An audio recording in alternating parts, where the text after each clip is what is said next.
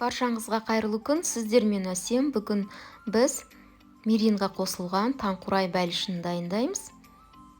Бәлішіміздің қамырын жасаймыз. Қамырымызға жұмыртқаның сарысы, қамыр қопсытқыш, ұн, сары май және қант қажет.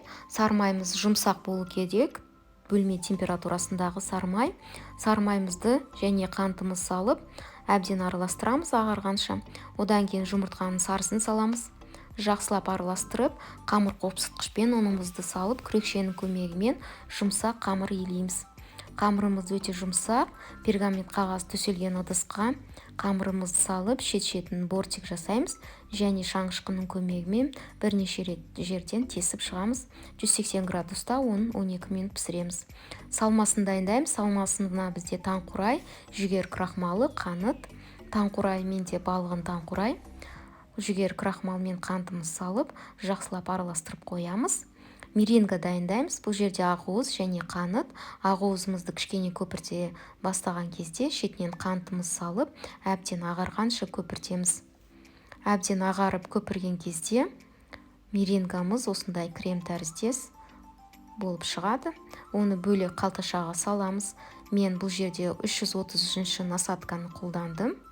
Меренгамызды барлығын салып қоямыз және пеште піскен нанымыздың үстіне таңқурай салмасын салып, шет-шетін бір тегіс етіп салып шығамыз. Енді үстіне меренгамызды гүл тәріздес қып саламыз.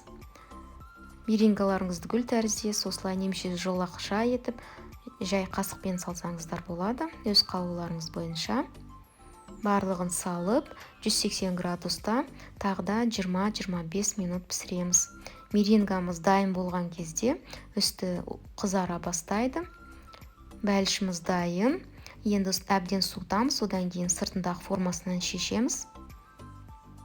Осы бәліштің қамыры өте нәзік, үкіліп тұрады және үстіндегі меренга мен таңқурай салмасы бәлішке ерекше дәм береді. Сіздер де осындай дәмді бәліш дайындаңыздар. Отбасыларыңызға және қонақтарыңызға, дастарханыңызға ерекше сән береді. Өте дәмді әрі нәзік. Біздің отбасымыздың сүйікті бәліштерінің бірі. Менің каналыма лайк басып, комментарий жазуды ұмытпаңыздар. Келесі кездескенше күн жақсы.